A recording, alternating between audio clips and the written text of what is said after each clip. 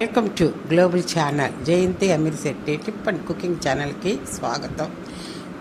మన ఇంట ముంగిట చక్కని ముగ్గులు వేసుకోండి.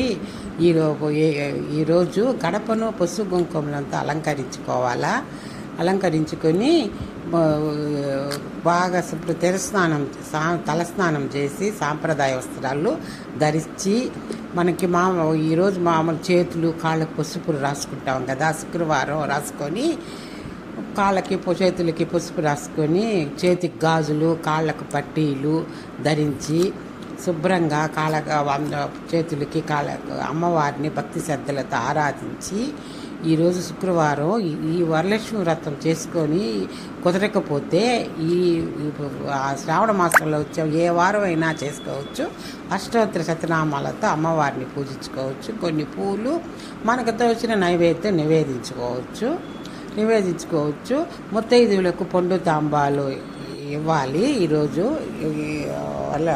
ప్రతి శుక్రవారం శ్రావణ మాసంలో ప్రశాంత చిత్తంతో రోజంతా ఆ తల్లిని ధ్యానించితే మంచిదండి. ఆ తల్లిని మహాలక్ష్మి స్తోత్రాలను భక్తి శ్రద్ధలతో పఠిస్తే మంచిది.